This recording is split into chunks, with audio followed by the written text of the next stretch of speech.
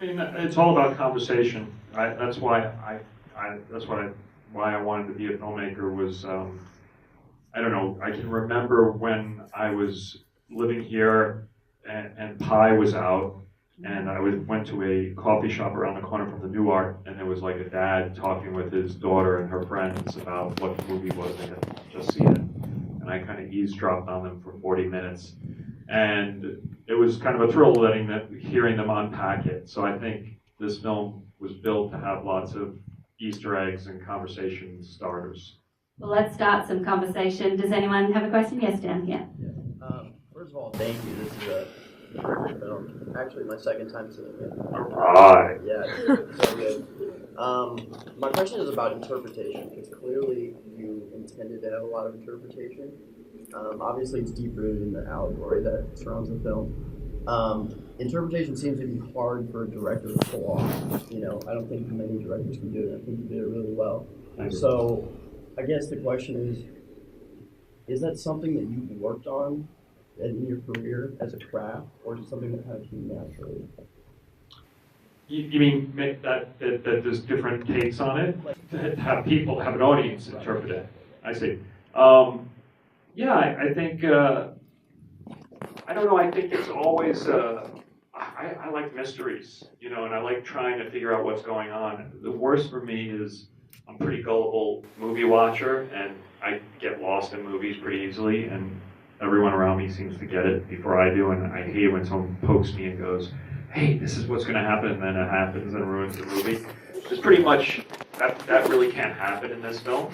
Even if you figure out what's going to happen, it happens in a weird way, and I think I've always had a taste for just doing stuff a little bit differently. That's just been my taste, and I think that's what causes some conversation, because, I don't know, it feels movies are getting more and more cookie cutter, and it's just, I just like to make things that are different. Those are the filmmakers whose films I like are the ones that are just have a different perspective. And I think that's the only way that's when you get interpretation, is if you have a very clear perspective that's different.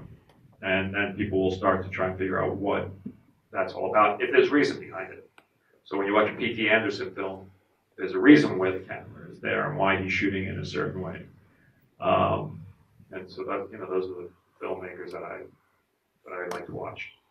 So like giving birth to it and then having it consumed by people. Yeah. Hopefully not ripped apart. Sorry, Chris. Yes, up there, weak guy. Well, you know this now, sorry. What inspired you to write this story? Not weed. But it could have been. But let's see. I think a lot of things were going on. I think all my work outside of film is environmental work, and I'm on the board of the directors of the Sierra Club, and so I read everything that's happening. And 2 years ago, the science was saying exactly what's going on now. What happened this summer was going to happen. It just happened a lot quicker than people thought, and I just had a lot of frustration, you know. And so, I don't know, my grandparents came to this country to give me a better life, and I'm not sure I'm going to be able to give my grandkids that same type of thing. So that just filled me with a lot of passion. I wanted to figure out how to channel it. And then I was thinking about Lewis Boone Wells' Exterminating Angel, which I don't know if anyone knows. It's a really cool film, but it's basically a dinner party where these people get stuck in a room, and it's a surreal film. And they get stuck in a room, and they evolve and start, you know, kind of like Lord of the Flies. And so he was able to talk about the whole world through this one room. So that gave me the idea of like trying to reduce the planet to a house and to tell the story of Mother Earth through this one home. And Scott and Ari, you guys have been traveling around with this film, and this is obviously tackling global issues that we all are part of. What has it been like, the reaction in different countries? Has it been a different thing? It has, and it's interesting, you know. I think in England we saw the audience pick up a lot on the humor and get that.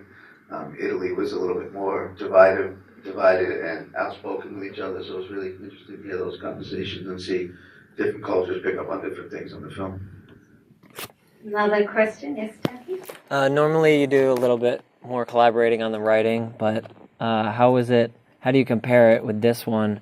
And do you think you'll just do that more often, just yourself? I don't know. This was just an idea. I didn't tell these guys that I was doing it. I just had the idea, and I just did it over a long weekend, and then showed it to them, and they were like, "There's something here." And then we worked on it for a while, but it was weird. I mean, it definitely changed, but when you messed with it too much, the kind of nightmare dream logic kind of fell apart, and it just kind of worked as this kind of stream of consciousness to get onto it. I don't, I just. Just trying something different? Yeah, I think, did you see the Alex Gibney documentary on James Brown, Mr. Dynamite? Anyone see that? Yeah. Badass, right? Yeah, you saw it. It was badass. Anyway, Yeah. It's on HBO. It's really cool. But there's this one moment when he lost his band and he had to reinvent, and he got Bootsy Collins and he made the small 5-piece band. I just was like, I think it's important, that inspired me to like think about changing the process. Because, most of our scripts we work on for years and years and years, and I was like, let's just try to do something different. Let's try to take this one emotion, this one idea, and follow it as a missile and see what comes out the other end. Another question, yes, in the middle. How did you decide on the mother figure to represent your bigger theme? What do you mean? Well, because you mentioned planet Earth. Yeah. Also, I saw it another way as seeing it as just Go ahead. like a feminist movie, like about mothers and how they're abused and Yeah. and Well, I mean, how you get sucked out of that. I think there's an old tradition of Mother Earth having a feminine nature. It's lots of artwork about that, because the Earth is a life giver and that's connected to women. For me, I really wanted to represent how I feel we treat Mother, which is not very well, with much respect. I mean, the big thing for me in England, they call it Earth, and we call it dirt. And I remember it's just when I went to England, I was like, oh, that's so beautiful that they call it Earth. And I think we're just we take, and it's for the first time in our history we're actually seeing the edge, the limit of her bounty. Everyone thinks it's infinite, but now we're like, oh, the oil's going to run out. Oh, the forests are going to run out. Oh, that's running out. There's only that much lithium. And all these things are suddenly like, we're at that point. So, and right now we're sort of starting to see her snap. We're starting to see her rage. And that's scary. So it's like, or the result of it. I am personifying it. I'm making it into a human thing, but I felt that might be a way to try to help us think about it. And, I'm not I'm addicting everyone. It's me as well. We're all doing it. We just have to try to figure out how to balance it. Does that make sense? Yeah, it's interesting because I do feel like it's a very feminist film. It feels like it is a female experience that you're showing on screen. I mean, I just, I don't know. It was easy to make that the female and then make the patriarchy, the Javier character, the male character, and often, in the Bible, it's given a male energy God. It's not really felt as female. So that balance just made sense, like to take this life force of the earth and then God, and set them right at the beginning, right before people show up. So that's where the film starts. But in the Bible, it's a weird moment when you read it, because why did he suddenly invite these naughty people into his paradise? And I always we always thought about that as it's a very strange choice, what it was about. And that kind of started off this idea. So then the first man shows up, Ed Harris, and that's everyone. Adam, right? And then Michelle Pfeiffer shows up, and that's right. And then the sons show up, and that's Abel. And then the sink breaks. Anyone? The sink breaking and the water coming down. So the whole Bible kind of plays out in the movie from Old Testament through the New Testament. I didn't get the sing thing at first because I don't know the Bible that well, but then I was like, of course, Well, totally makes sense. I did a whole film on the sink. Yeah, exactly. Now I know a lot about The kitchen sink film. Yes, we've got a question up the back. Yes, you. First, I just wanted to say that I'm a really big fan. Thank you. And second, I was wondering if you talk about your creative process and how you go about like coming up with the idea for a film like Mother. Once again, I just feel it from it. I don't know. It's an unconscious thing. I just I knew I wanted to take some of that energy I had for this other work I did and see if I could put it into a movie.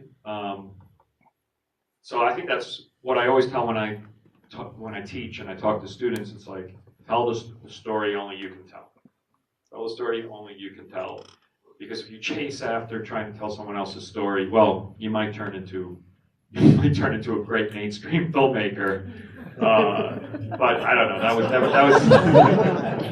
was never my goal. My goal, I was inspired by Spike Lee and Jim Jarmusch and those guys when I started off, and then I got into European and Asian filmmakers, and so I went down that path.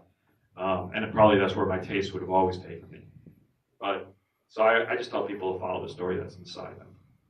And Scott, I love the fact that this is such an original film, and you can tell it's completely the director's vision, but it is put out by a huge studio.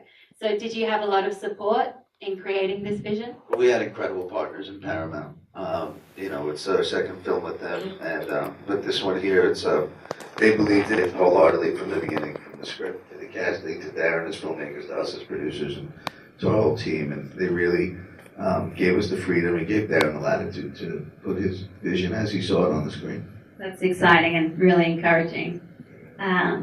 Yes, I'll go down here and then I'll get back up there. So I'm fascinated by this movie. I think it's really interesting and really great. And I want to go back to the guy who was talking about how it's very interpretive and how many people can kind of have their own spin on it. And because it's so allegorical, from the writing standpoint, how vague or how direct were you in the description or the language when, writing the scenes with like the police or the soldiers coming in and all that stuff? Like how direct in the language were you?